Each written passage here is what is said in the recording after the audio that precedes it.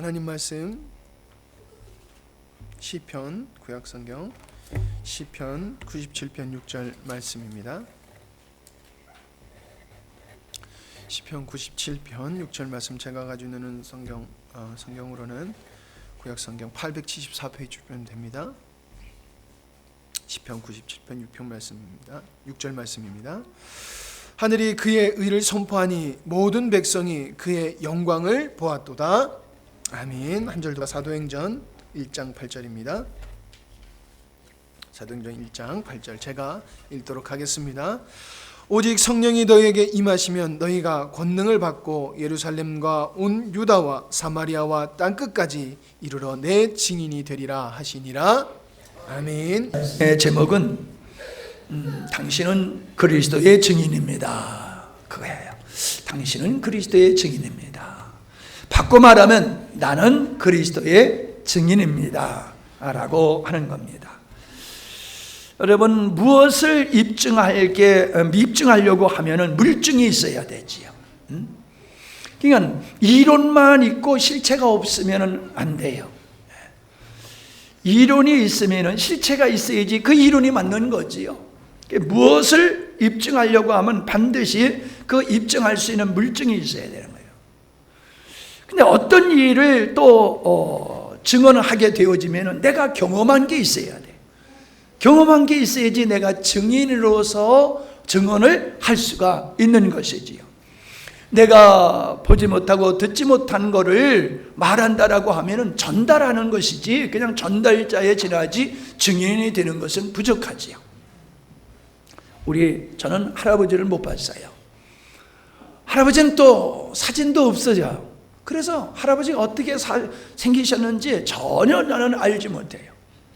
그런데 아무리 오래된 분이라 할지라도 사진이 있으면은 사진을 보고서 계셨던 분이 이렇게 생겼구나.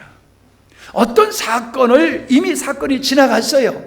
지나갔지만은 CCTV에 그게 사진이 찍혀 있으면은 그게 물증이 될 수 있다는 것이지요. 여러분, 여기 내려가다 보면은 그 길 포장한데 새 발자국하고 짐승 발자국이 있어요. 그게 무슨 새인지 무슨 그 짐승이 지나가는지 모르지만 세면하고 그 밤에 새가 거기를 밟고 가가지고 발자국이 났어요. 거기에 짐승의 발자국이 있어요. 여러분, 우리는 거기에 어떤 새가 지나갔는지는 모르지만 분명히 새가 지나갔다는 것을 발자국을 보고 알 수 있어요. 근데 어떤 사람이 발자국을 보고서도 거기 새가 지나가지 않았다라고 우기고 짐승이 지나가지 않았다라고 우긴다라고 하면은 그 사람은 정신병자지요. 여러분, 분명히 우리는 이 존재를 통해서 이 존재케 하는 어떤 인격적인 존재와 어떤 사건들이 반드시 있었다라고 하는 것을 우리는 알고 있어요. 사람들은 하나님을 보여달라라고 말을 합니다. 근데 하나님께서는 뭐라고 말씀하셨습니까? 태초에 하나님이 천지 만물을 창조하셨다라고 말씀하고 있습니다. 이 말을 바꾸어 말하면은 만물이 하나님이 계신 증거다라고 하는 겁니다. 아까 발자국을 얘기했고 사진을 얘기했고 녹화된 음성을 얘기할 수도 있습니다. 어떤 원인이 있기 때문에 결과물이 있는 거지요. 그래서 시편 19편 1절에 보면은 하늘이 하나님의 영광을 선포하고 궁창이 그의 손으로 하신 일을 나타내는도다. 시편 97편 6절에 하늘이 그의 의를 선포하니 모든 백성이 그의 영광을 보았도다. 그래요.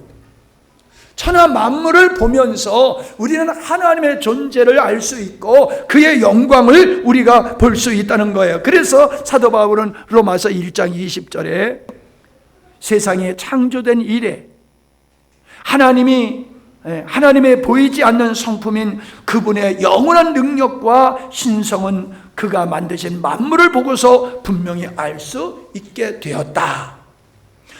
그래서 사람들이 하나님이 없다, 나는 하나님을 보지 못했으니까 하나님이 없다라고 핑계할 수 없다라고 말씀하고 있습니다. 참 사람들이 진화론을 믿는 걸 보면요, 참 나는 너무 어리석다는 생각이 들어요. 너무 어리석다. 하나님을 우리가 보지 못했고 하나님의 천지 만물을 창조한 걸 우리는 보지는 못했어요. 그러나 논리적으로 우리는 분명히 천하 만물이 존재함을 통해서 이걸 만든 분이 계시는데, 세상에 역사적으로 누구도 내가 그걸 만든 장본이라고 말하는 분은 없어요. 하나님만이 말씀하세요. 근데 사람들은 우연히 생겼다는 거예요. 우연히. 진화론이라고 하는 것은 모든 생물은 극히 원시적인 종류의 생물에서 진화해 왔다고 다윈이 말하고 있는데 그 말을 믿는 거예요. 그럼 생각해 보세요. 어떠한 것이 진화되어 가지고 오늘의 인간이 되었다, 어떤 것이 진화 가지고 코끼리가 되었다, 뭐가 되었다, 다 좋다 이 말이에요. 인정해 주자고요. 그러면 진화된 그것, 사람으로 진화된 원초적인 그건 어디서 나왔냐는 말이에요. 그게 진화됐다고 믿어주자고요. 인정하자고요. 그럼 그것이 어디서 나왔냔 말이에요. 어디서부터 시작되냐, 이걸 얘기하네요. 그러면서도 사람들은 이걸 믿는 거예요. 우리는 분명히 말씀하고 있어요. 하나님이 모든 것을 만드셨다. 이해는 안 돼요, 사실. 우리 인간으로서 지음을 받은 피조물로서 하나님이라는 존재도 이해가 안 되고, 하나님이 이 우주를 만드셨다는 게 우리의 머리로는 이해가 안 되는 게 맞아요. 그러나 믿을 수 있어요. 왜? 그분은 사람이 아니시고 하나님이시기 때문에, 신이시기 때문에 가능하다는 것이죠. 그래서 시편 14편 1절에 이렇게 말하고 있어요. 어리석은 자는 그의 마음에 이르기를 하나님이 없다 하는도다. 어리석은 자가 하는 말이 하나님은 없다 말한다. 아주 단호하게 말해요. 하나님 없다 말하는 사람은 어리석은 바보야, 이 말이에요.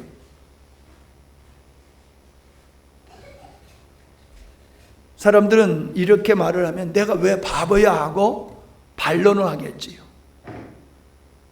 그러나 그분에게 다시 한번 되물어 볼 수 있을 거예요. 그러면 당신이 하나님 없는 것을 증명해봐.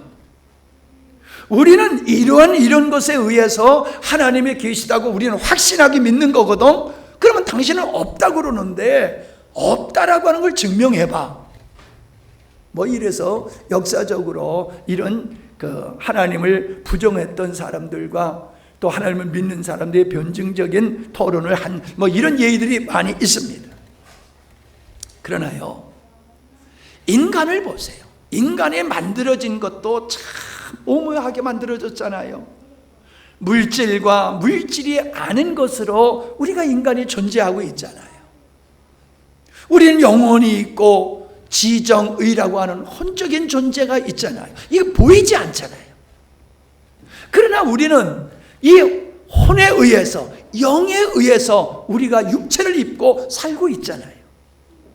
사람은 거룩함을 추구하고 의를 추구하고 정의와 공의를 추구하고 있어요. 사랑과 믿음, 헌신, 이것은 인격자에게만 있는 거지요. 부끄러움, 분노, 진노, 원한, 마음의 상처, 이건 다 인격적인 존재에게만 있는 거지 인격적이지 않는 짐승에게는 없다라는 걸 우리가 알잖아요. 이게 뭘 의미해요? 하나님 말씀하셨잖아요. 하나님의 형상을 따라 인간을 지었다. 그래서 하나님의 형상을 따라 지은 바 인간은 하나님과 같은 영적인 존재고 하나님과 같은 혼적인 기능이 우리에게 있다는 거예요. 하나님의 형상대로 인간의 지음을 받았다는 게 입증되잖아요. 우리에게 그런 기능들이 있기 때문에 그렇잖아요. 우리에겐 양심이 있단 말이에요. 도덕과 윤리를 지켜야 된다라고 하는 기본적인 양심이 우리에게 있단 말이에요. 누가 심어준 거예요? 배워서 생긴 거예요? 생태적으로 그런 기능이 우리에게 있잖아요. 이게 바로 하나님의 형상대로 인간을 지으셨다라고 하는 것을 입증해주고 있는 것이 아니냐라고 하는 거예요. 앞을 보지 못하는 사람이 자기가 태양을 보지 못한다고 해서 태양이 없다고 한들 태양이 없는 것이 되겠냐는 말이에요. 여러분, 우리는 늘 얘기하지만은 태양이 떠서 서쪽에서 떠서 동쪽에서 떠서 서쪽으로 넘어가는 걸 보잖아요. 우리의 눈에는 서쪽에서 태양이 동쪽으로 떠서 지는 걸 보고 있어요. 근데 그건 사실이 아니잖아요. 우리가 태양을 돌고 있는 것이지 태양의 지구를 돌고 있는 건 아닌 걸 우리는 알잖아요. 그러나 우리 경험적으로 보면 분명히 사실과 다르잖아요. 여러분, 기차 여행해 보신 적이 있죠? 차를 타고는 그런 걸 못 느끼는데 기차 여행을 하면요, 창밖을 내다보면은 그냥 산천이 휙휙 지나가잖아요. 전봇대가 지나가고 나무가 지나가고, 나는 가만히 있는데 산천이 막 우리 뒤로 가잖아요.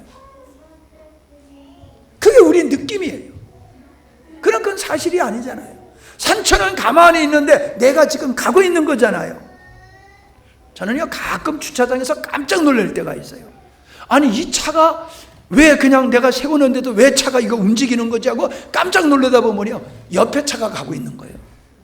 내가 주차했기 때문에 나는 이제 서 있어, 나는 이제 움직이지 않는 거야 라는 생각을 했는데, 보니까는 옆에 차가 움직이니까는 내 차가 움직이는 줄로 착하고 화들짝 놀랄 때가 있어요.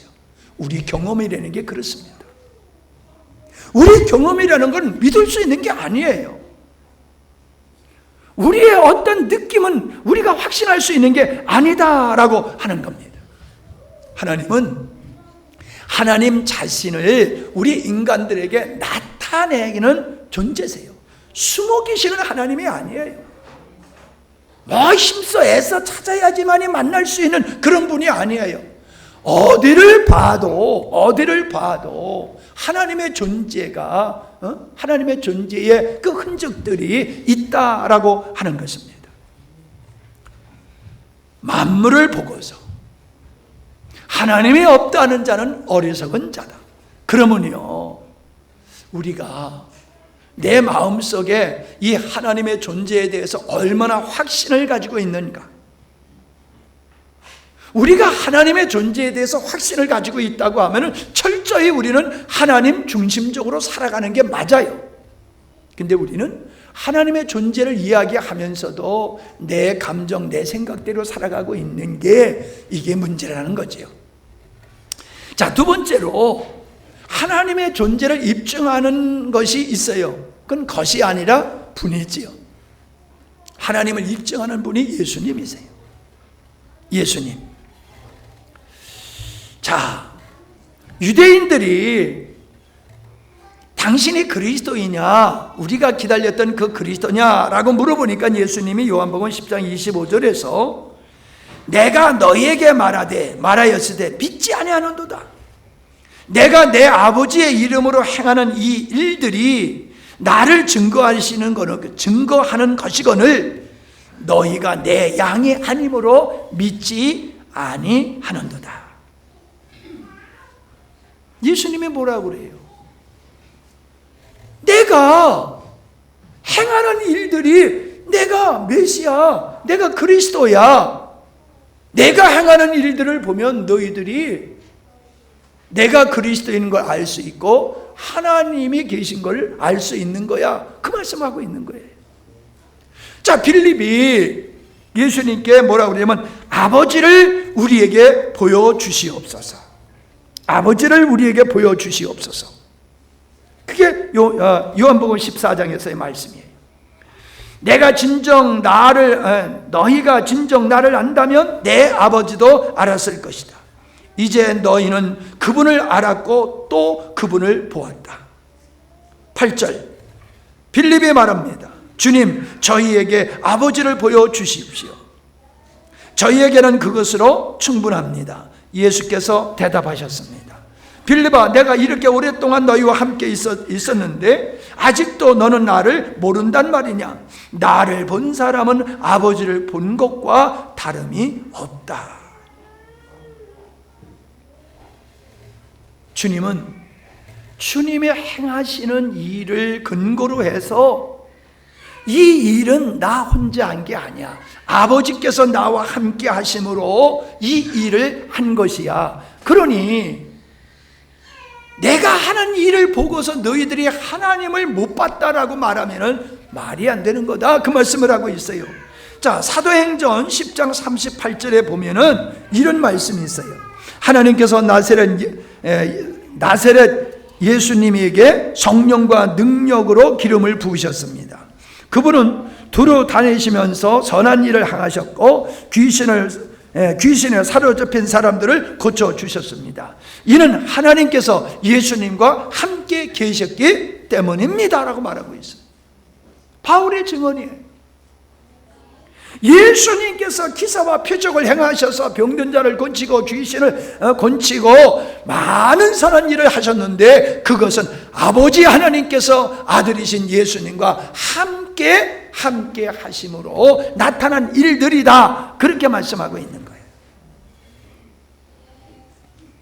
이게 예수님은 볼 수 없는 하나님을 볼 수 있는 하나님, 들을 수 없는 하나님을 들을 수 있는 하나님, 만질 수 없는 하나님을 인간들이 보고 듣고 만질 수 있고 경험하고 체험할 수 있는 분으로 성육신하여 이 땅에 오신 분이다.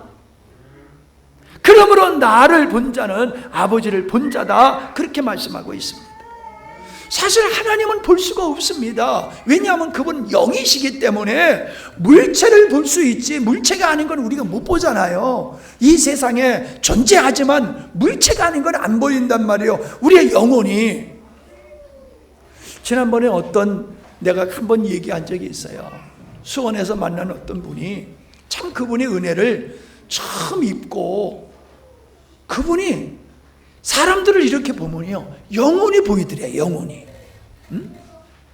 사람들을 이렇게 보면 그 안에는 영혼이 보이더래요. 그 얘기를 하더라고요. 근데 어떤 분이 중국의 그 목사님이 자기가 벼랑에서 떨어졌는데 자기 몸에서 영혼이 쭉 빠져나오는 것을 봤다라고 말씀하시더라고요. 여러분, 우리 영은 있지만은 영이 안 보여요. 우리 눈에는, 우리 눈으로는. 우리 눈은 물질만 볼 수 있는 것이지 물질이 아니면 볼 수 없는 눈이에요. 전자파가 보입니까? 엑스레이 선이 X선이 보입니까? 안 보이잖아요. 있지만은.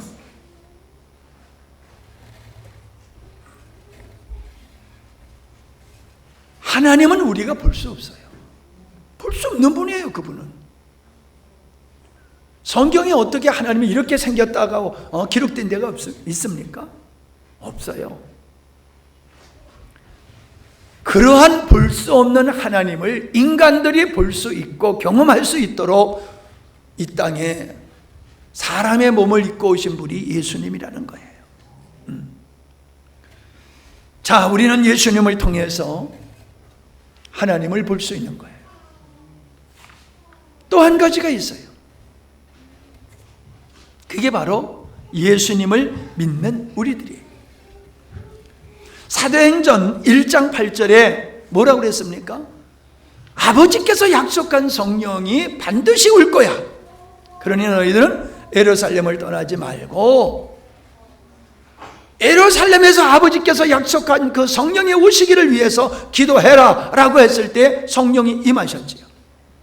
그때 하신 말씀이 뭐예요? 성령이 너희들에게 임하시면 너희들은 내 증인이 될 거야 라고 말씀하시는 거예요. 증인이 되라가 아니라 증인이 될 거야. 증인이 될 수밖에 없다는 거예요. 하나님의 영이 우리 안에 거하시면은 예수님이 당신 안에 계시는 아버지로 말미암아 그분의 기사와 표적을 행하셨듯이 하나님이 약속한 성령이 너희에게 임하시면 너희에게 임한 그 성령으로 말미암아 너희들은 내 증인이 될 수밖에 없어. 할렐루야. 증인이 되려고 노력하면 힘들지요. 불가능하지요. 증인은 현장에서 어떤 사건을 봐야지만이 증인이 될 수 있는 거잖아요. 범죄 현장에서 봤단 말이에요. 그 자기가 본 거를 쭉 얘기하면 상황과 똑같이 일치하단 말이에요. 그러니까 인정하잖아요. 그거를 재현을 할 수 없어도 물증이 있단 말이에요. 범죄 현장에서 떨어진 범죄자의 어떤 혈흔이라든가 머리카락이라든가 어떤 것들이 증거물로 남아서 그것을 가지고 그때 일어났던 일들을 입증하는 거잖아요. 우리는 분명히 성령으로 말미암아 우리의 삶 속에 놀라운 변화의 역사, 열매가 맺어진다라고 하는 거예요. 자, 보세요. 사도행전 2장 22절입니다. 이스라엘 사람들아 이 말을 들으라. 너희도 아는 바와 같이 하나님께서 나사렛 예수로 큰 권능과 기사와 표적을 너희 가운데 베푸사 너희 앞에서 그를 증거하셨느니라. 누구를 증거해? 하나님을 증거하셨느니라. 예수님께서 기사와 표적을 행하신 것은 하나님께서 나사렛 예수에게 그런 능력을 주셔서 행하게 하셨다. 아까 말했지만은 같은 얘기지만은 바로 그거예요. 근데 4장 30절을 보세요. 사도행전 4장 30절. 주의 손을 펼쳐 병을 낫게 해주시고 주님의 거룩한 종 예수님의 이름으로 표적과 기적을 행하소서. 제자들이 기도를 마치자 그들이 모여 있는 곳이 흔들렸습니다. 제자들은 모두 성령으로 충만해져서 하나님의 말씀을 담대히 전하였습니다. 33절 시작.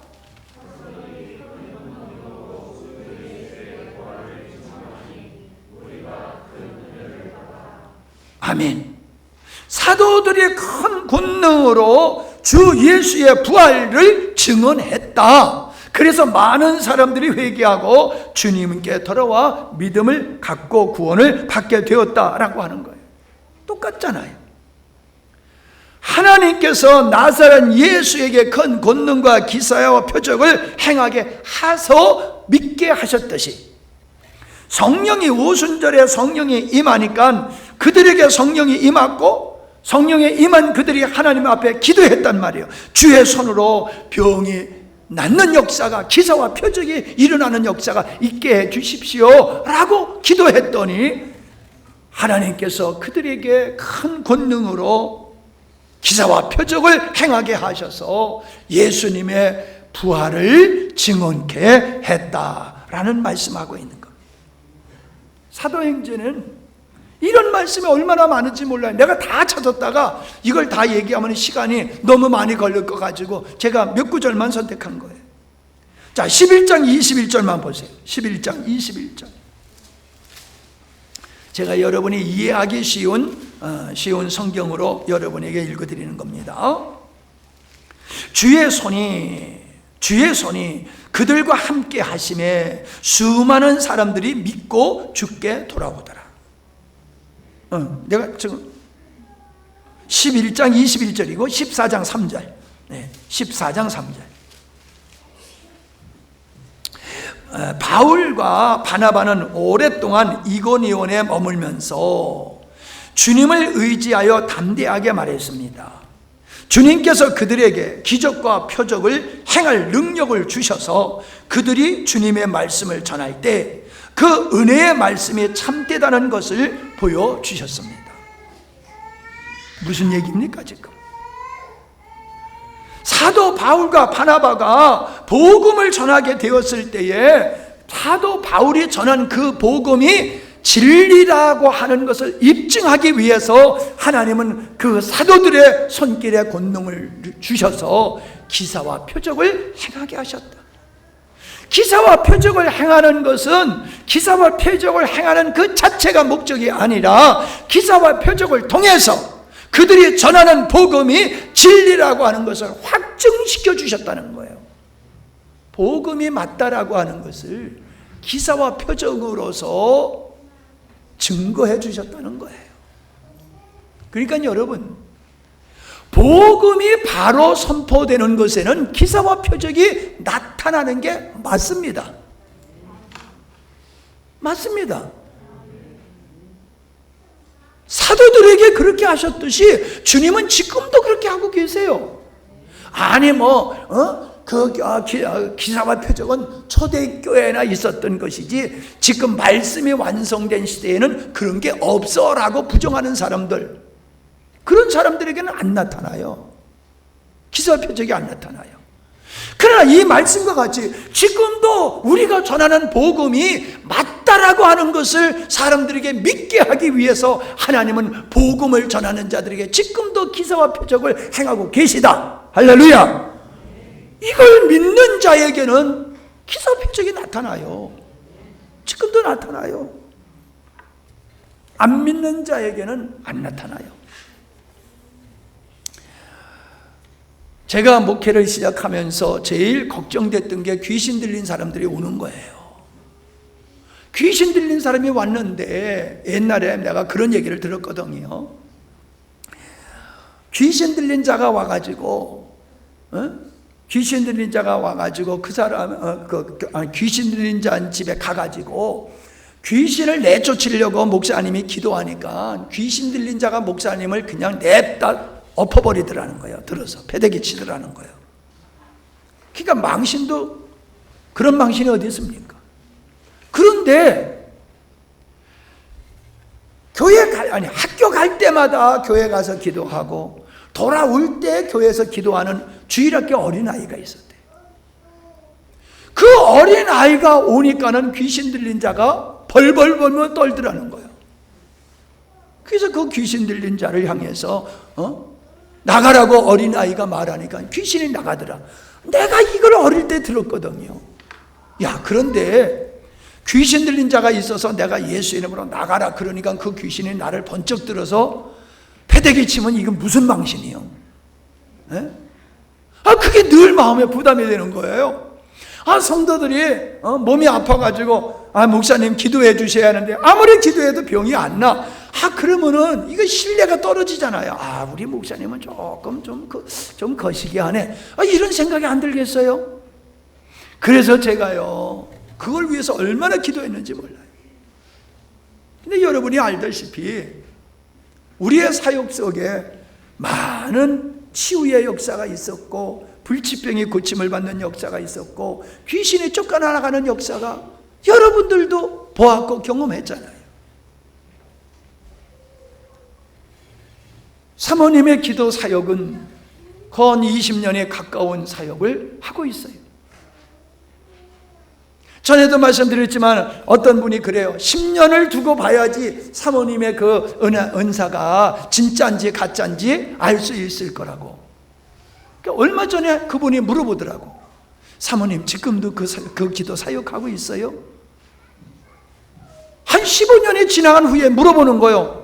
그래서 지금도 하고 있다고 그러니까는 인정하지 않을 수 없지. 자기 입으로 10년 두고 봐야 안다고 그랬는데 10년이 넘어서 20년 가까이 이 사역을 하고 있으니까. 여러분도 다 신뢰하고 계시잖아요. 신뢰하는 사람들이만 오는 게 아니에요. 신뢰하지 않는 사람들도 따라와요. 의문점을 가지고 따라왔다가 사모님의 기도 사역, 지혜의 말씀의 이 사역을 통해서 놀라는 거예요. 믿는 사람들도 조차 그래요. 하나님, 사모님 어떻게 그렇게 다 아세요? 어떻게 그렇게 나를 다 아세요?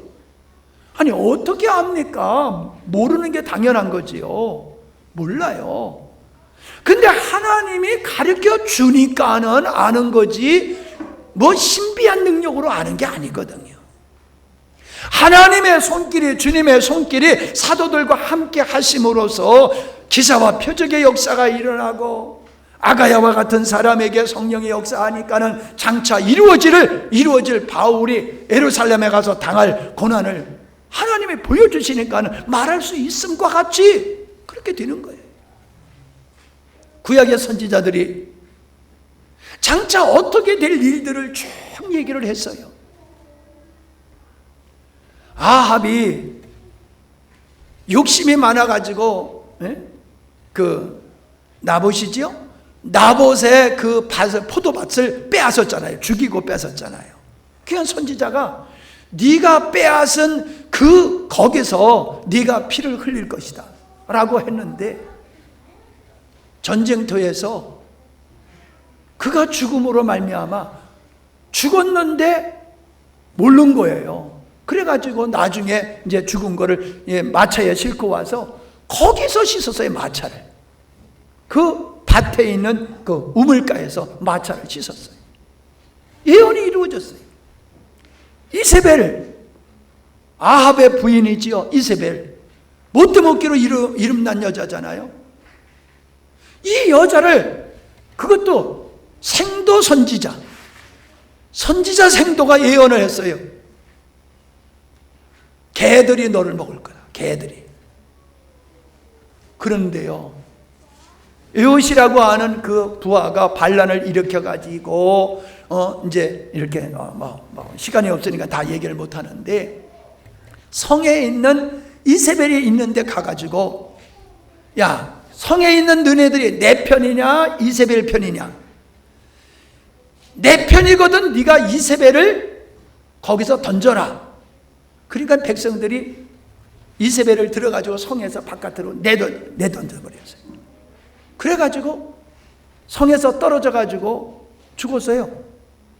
근데 바로 장사 지내는 건 아니고 하룻밤을 그냥 놔뒀어. 그 다음날 야, 그거 장사 지내라. 그리고 가서 봤더니 개들이 다 뜯어먹었어. 머리하고 손바닥과 발만 남았다고 성경에 기록됐어요. 선지의 생도가 예언한 것, 개의 밥이 될 거라고 그랬는데, 개의 밥이 될 거라고 하는 그 말씀을 이루기 위해서 개를 시켜가지고 뜯어먹게 한 겁니까? 그냥 죽은 거를 그냥 내버려 방치해 뒀을 뿐이에요. 그런데 하나님은 그것을 이루기 위해서 성에서 던져서 죽게 하고 방치하게 하고 개들이 가서 그걸 먹게 했단 말이에요.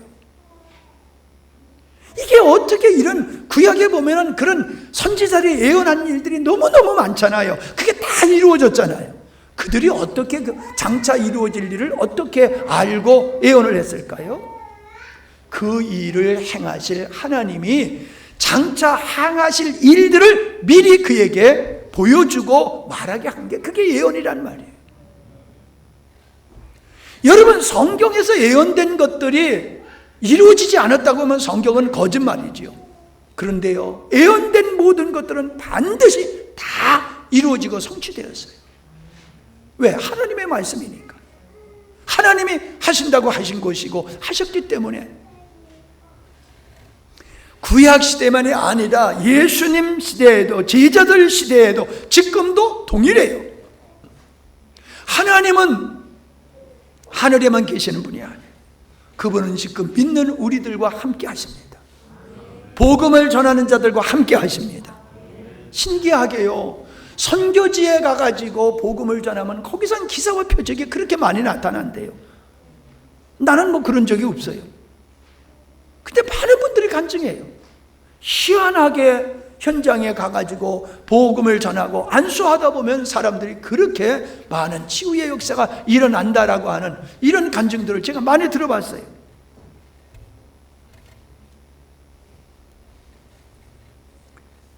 사도행전 19장 11절에 보면은 하나님이 바울의 손으로 놀라운 능력을 행하게 하시니 심지어 사람들이 바울의 몸에서 손수건이나 앞치마를 가져다가 병든 사람에게 얹은즉 그 병이 떠나고 악기도 나가더라.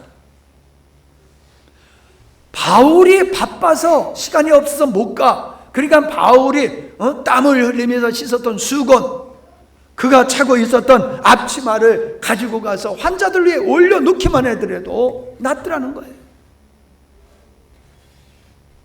여러분, 이건 우리의 이성으로 이해가 되지 않는 거지요. 이해가 되지 않는 거지요. 그러나 그것으로 말미암아 그 성에 점쟁이들이 회개하고 돌아와서 점치는 데에 사용했던 책들을 다 한데 모아가지고 불태우는 이런 역사가 일어났잖아요. 여러분, 요즘은 그런 일이 없지만 옛날에는요, 그 집의 뒤에 터줏대감이라고 하는 게 있어요. 터줏대감, 집을 지키는 신이라 그래가지고 나무를 이렇게 싸가지고 그거 이렇게 비를 안 맞게 이렇게 덮어놓고 거기다가 뭐 이렇게 손을 비비는 일을 해요. 물 떠다 놓고 밥 갖다 놓고 뭐 이러면서 빌어요. 안녕을 비는 그런 일을 해요. 그리고 뭐 부뚜막에도 그런 걸 갖다 놓기도 하고 뭐 찬장에도 그런 신을 갖다 놓고 섬기는 그런 일들을 내가 어렸을 때 아주 보편적으로 사람들이 그걸 다 했어요. 집집마다 터줏대감이 있어요. 집을 지키는 신이 있어요. 구렁이도 집에 있는 구렁이는 안 죽여요. 왜냐하면 그 구렁이는 집을 지키는 신이라고 사람들이 믿었기 때문에 집 안에 있는 구렁이는 죽이지 않았어요. 이런 사람들이 예수님을 믿게 되면 그걸 태워버리는 거예요. 신주단 지고 뭐 터줏대감 이런 것들을 다 갖다 태워요. 근데 겁이 나서 못 태워요. 사람들이 지금까지 신으로 섬겼는데 이거 태우다가 이거 뭐 불미스러운 일이 생기면 어떻게 할까 두려워서 못 해요. 그러면은 교회에서 목사님 장로님들이 다 같이 가가지고 그거 다 끌어내다가 마당 가운데다 놓고 다 불을 질러버리고 태워버려요. 그러다가 나중에는 이게 아까워. 집이 저기가 나무가 얼마나 좋은지 몰라. 그러니까 태워버리는 게 아니라 그냥 다 가져와. 장로님 권사님들이 다 지고 가. 그거 자기 집에 가져가서 그거 아주 겨울에 잘 때. 그래도 아무런 일이 없었어요. 예수 믿으면 사람들이 지나간 삶을 바꾸는 거예요. 우상을 섬기다가 우상을 불태워버리는 거예요. 이게 어떻게 그렇게 무서워서 그렇게 섬기던 사람들이 어떻게 그걸 태워버릴 수가 있어요? 이제 하나님을 믿는 믿음이 있기 때문에 그런 거예요. 술 먹던 사람이 술을 안 먹고, 도박하던 사람이 도박을 안 하고, 못된 짓도 하던 사람이 그걸 안 해요.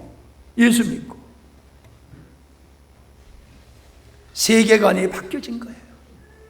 종으로 부리던 사람을 형제같이 대하는 거예요. 형제같이. 그리고 그 사람을 신학 공부시켜가지고 목사로 만들고, 주인이었던 사람은 장로야. 마부했던 사람이 공부해가지고 목사가 됐어. 그래서 그 교회 목사가 됐어. 마부였던 사람이, 그가 섬겼던 사람은 장로고, 마부였던 사람이 그러니까 예수 믿고 변화되니까 그 사람을 교회에 목회자로 초청하는 일이 있었어요. 신분의 귀천이 없어지는 거예요. 여자들, 성경에 보면 여자들을 그때 시대에는 사람의 숫자도 들어가지 않았잖아요. 지금도 이방 종교에 가면은 여자들의 인권이 무시를 당합니까? 기독교가 들어가면 문화인이 돼. 인권을 존중하게 돼. 사람이 사람답게 살아가는 아름다운 사회가 이루어진 거예요.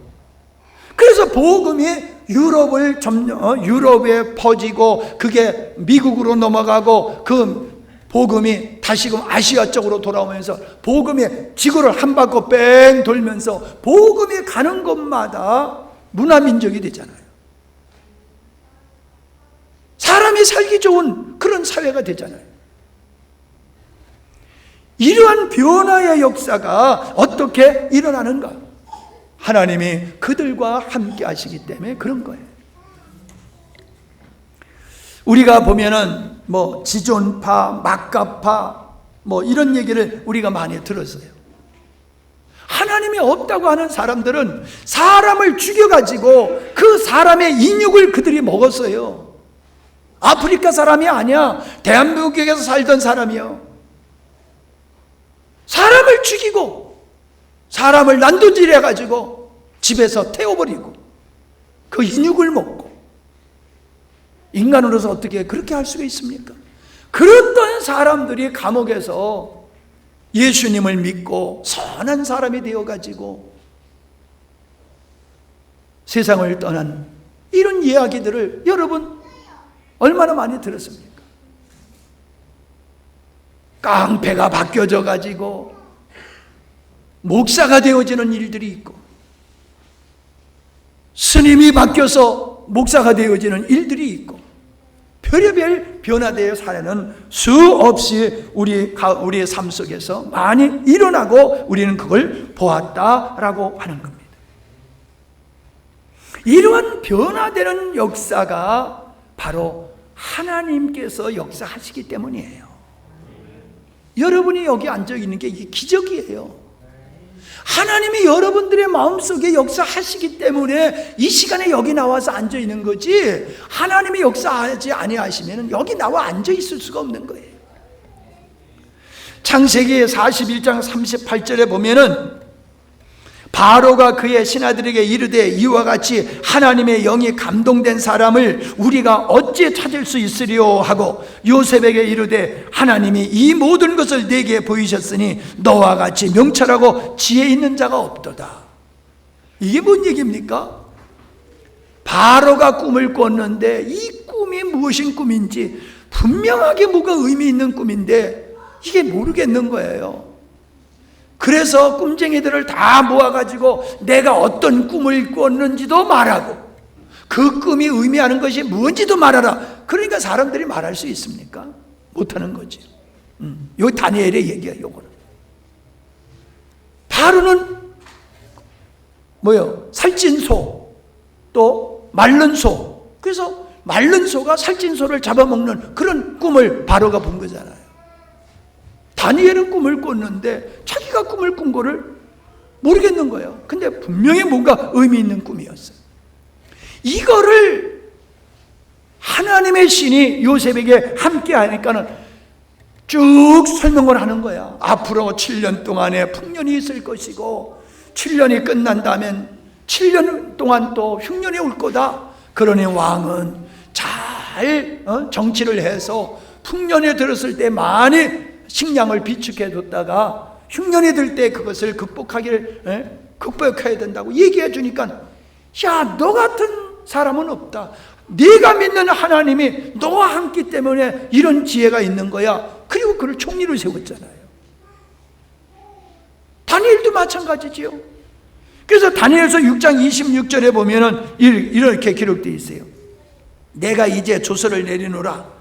내 나라 관할 아래에 있는 사람들은 다 다니엘의 하나님 앞에서 떨며 두려워할지니 그는 살아계시는 하나님이시요 영원히 변하지 아니하실 이시며 그의 나라는 멸망하지 아니할 것이요 그의 권세는 무궁할 것이며 그의 구원도 하시며 그는 구원도 하시며 건져내기도 하시며 하늘에서든지 땅에서든지 이적과 기사를 행하시는 이로소 다니엘을 구원하여 사자의 입에서 벗어나게 하셨음이라 하였더라.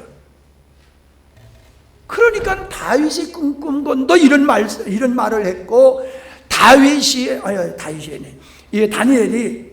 기도했잖아요. 기도하면 죽인다고 그래가지고 그걸 했는데도 알고 기도했잖아요. 그래서 기도한 죄 때문에 사자굴에 들어갔는데도 사자들이 다니엘을 품고 있고 다니엘을 안 잡아먹은 거예요. 그래서 느부갓네살 왕이, 야, 다니엘은 진짜 다니엘이 하나님이 함께하는 거로구나, 그렇게 하면서 고백한 말이란 말이에요. 그래서 다니엘을 음해했던 사람과 그 가족을 그냥 사자굴에 집어넣으니까 땅바닥에 떨어지기 전에 그냥 다 잡아먹었다고 그렇게 말씀하고 있어요.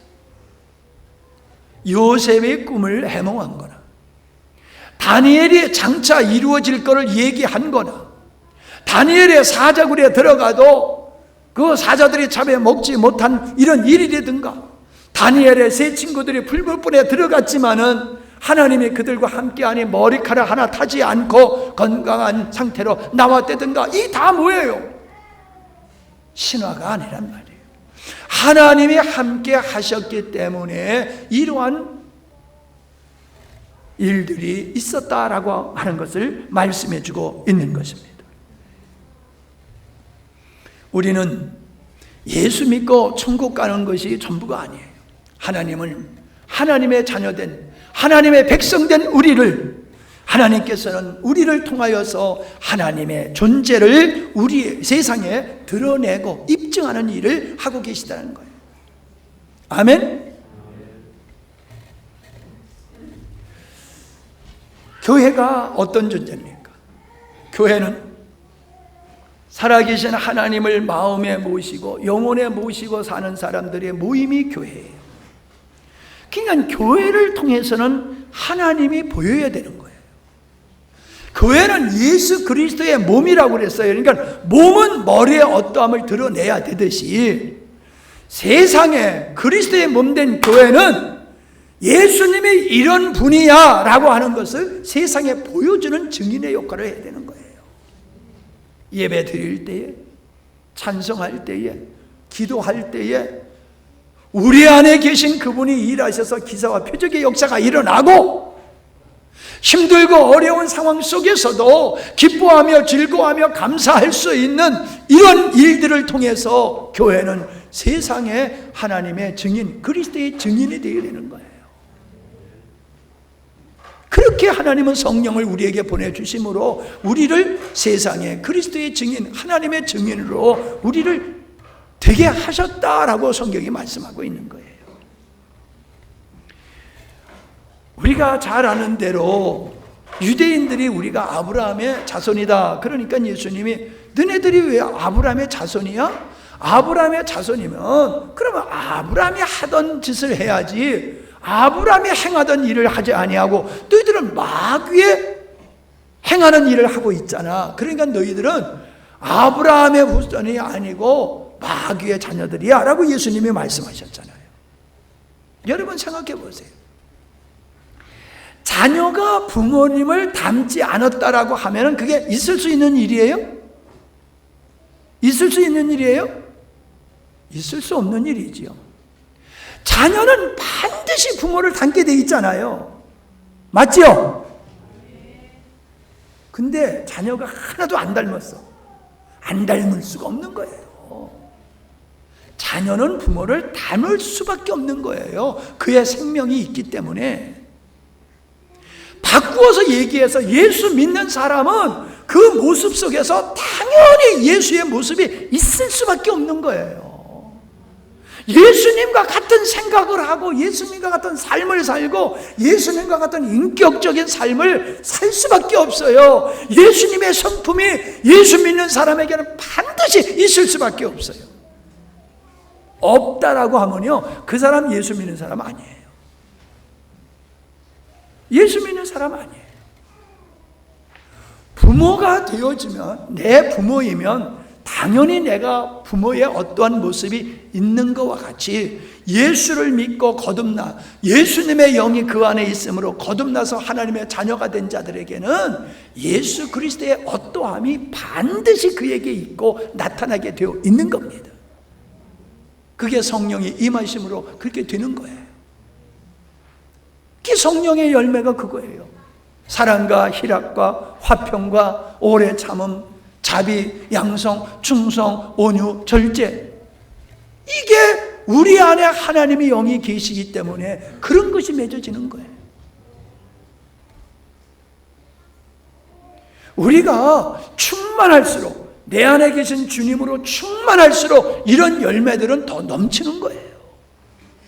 나는 오늘도요, 아침에 여기 보일러 내가 어저께 저녁에서부터 불 폈거든. 뜨뜻하게, 여러분 뜨뜻하게 예배 드리라고.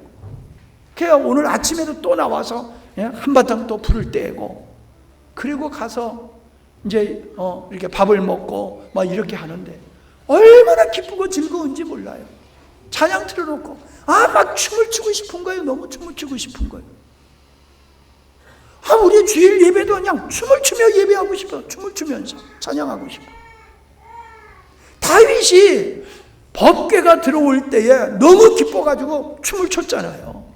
그러니까 왕의 체면을 좀 지켜야지. 그래. 왕이 돼가지고 그 무슨 총망스럽게 그건 무슨 모습이냐. 그리고 그 아내가 비웃었잖아요. 하나님이 그를 저주해서 아이를 못 갖게 해버렸잖아요. 여러분, 우리가 하나님을 예배하면서 희락, 기쁨 이게 없다라고 하면은 우린 정상적인 그리스도인이 아니야. 그리스도인이긴 하지만 정상적인 그리스도인이 아니야. 그리스도인은요, 주님이 주시는 희락이 있어, 기쁨이 있어, 평강이 있어. 할렐루야. 그걸 보고 사람들이 이 사람 보니까는 옛날에는 완전히 그냥 시궁창이더니 지금은 보석이 됐네. 이런 걸 보면서 하나님의 살아계심의 증인의 삶을 살 수 있다는 거예요. 여러분, 하나님은 우리를 그 영광스러운 하나님의 존재를 증언케 할 수 있는 증인이 되게 하셨습니다. 할렐루야. 이게 축복이에요, 여러분. 내가 살아계신 하나님의 증인이 될 수 있도록 하나님이 나에게 은혜 주셨다. 이게 얼마나 기쁘고 즐겁습니까? 이런 모습으로 가정에서 살고 직장에서 살고 우리가 어딜 가든지 이러한 주님으로 이루어 사는 이러한 기쁨이 넘치고 감사가 넘치고 사랑이 넘치고 평강이 넘치는 성령의 열매가 풍성하게 맺어지는 이 삶을 통해서 하나님은 우리를 이 땅에 하나님의 존재, 그리스도의 증인이 되게 하셨다는 거예요. 할렐루야. 예수 믿으면 천국 간다? 예수 믿으면 이 땅에서 형통한다? 그거는 어린아이 유치원의 신앙이에요. 여러분, 우리 자신을 돌아보십시다. 사람들이 우리를 보고서 당신을 보니까 하나님이 계시네요 라는 고백을 얻어내야 되는 거예요. 전도 훈련을 가지고 전도하는 게 아니에요. 우리의 변화된 삶을 가지고 전도하는 거예요. 날 봐라, 날 봐라. 제가 꺼리낌이 없다고 그랬잖아요. 요즘 은혜를 입으면서. 여러분, 제가 이런 은혜 생활을 못하고 내가 이런 설교를 빵빵하면은 웃을 사람이 있잖아요. 사모님이 웃을 거 아니야. 저 양반 말은 저렇게 하면서 집에 와서는 아이고, 우리 며느리가 아버님은 설교하실 때는 참 잘하시는데 아이고, 가정에서는 이러면은 내가 꺼리낌이 있어서 설교를 못하잖아요. 근데 내가 그 주님을 인하여 너무 기쁘고 즐거운 삶을 내가 살고 평강을 누리고 희락이 넘치는 삶을 사니까 우리의 가족들이 여기에 있음에도 이렇게 설교를 당당히 하는 거 아니에요? 이걸 좀 알아줘야 돼. 에? 이걸 알아줘야 돼요. 야, 목사님은 그렇게 설교하시는 분 이러면 안 돼요. 나는 내가 전하는 그 예수님으로 이 땅에서 하나님의 나라를 누리며 살고 있어요. 내가 요즘 그래. 우린 신혼 때보다도 더 재미있게 산다. 그럼 사모님이 아멘 하든지 노멘 하든지 해요. 저 어떻게 가만히 있어요? 진짜 그래요. 우리는 나 신혼 때도 이렇게 재미있게 안 살았어요. 지금 너무 즐겁고 행복해요. 삶은 그대로예요. 변화된 거 없어요. 근데 너무 기쁘고 너무 감사해요. 왜? 주님 안에서 주의 영으로 부부가 하나 되어지고 자녀들과 하나 되어지고 그러니까는 얼마나 은혜로운지, 명절 때도 얼마나 자녀들과 은혜의 시간을 보내는지 너무너무 감사해요. 이거를 보고 예수를 안 믿는 사람은 어리석은 사람이에요. 이러한 목사님과 삶을 보면서도 여러분이 주님께 전력하지 않는 사람은 어리석은 사람이에요. 나는 목사님보다 더 재미있게 은혜롭게 살아요. 그러면 내가 할 말이 없어. 나보다 더 잘 살면 내가 할 말이 없어. 감사할 뿐이지. 그러나 여러분 마음속에 꺼리낌이 있다라고 하면은 아직도 내 안에 예수님으로 제대로 못 사는 거예요. 복음이 실체가 안 된 거예요. 복음을 아는 게 중요한 게 아니에요. 복음이 실체가 돼야지. 복음이 실체가 된 삶을 통해서 이 땅에 하나님을 증언케 하는 증인이 되게 하심을 감사하시기를 바랍니다. 그리고 사모하십시오. 그렇게 사모하십시오. 여러분, 하나님의 주권에 달려있는 거지만은 여러분이 예수님을 믿으면 여러분의 가정이 구원받을 수 있어요. 주 예수를 믿어라, 그러면 너와 네 집이 구원을 얻으리라. 왜? 우리의 변화된 복음적인 삶을 통해서, 복음을 전하는 헌신의 삶을 통해서 하나님을 모르는 사람들이 우리를 보고 하나님을 보게 된다는 거예요. 그래서 믿게 된다는 거예요. 내가 믿으니까 자동적으로 우리 가정이 구원받는다는 게 아니에요. 나를 통해서 그들이 하나님을 볼 수 있기 때문에 그렇다는 거예요. 그러니까 여러분이 예수 믿으면 여러분의 가정이 구원받는 건 당연하고, 여러분이 예수를 제대로 믿으면 여러분의 주위의 사람들이 예수 믿게 돼 있어요. 전혀 관심 없이 사는 사람은 뭐 아무리 그렇게 바로 살아도 뭐 안 되지요.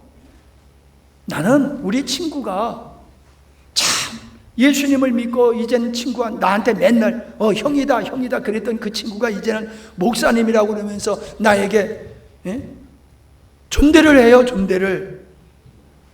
난 그 친구가 세상의 목사는 우리 친구 목사가 진짜 목사라고 하면서 전화하면은 얼마나 물어보는지 몰라. 전화하면은 자기가 읽었던 성경에서 궁금한 거를 계속 물어보고, 함양에 가가지고 내가 이 목사님에게 내가 궁금한 걸 다 물어보고 이러고 왔으면 좋겠다고 하면서 얼마나 오고 싶어 하는지 몰라.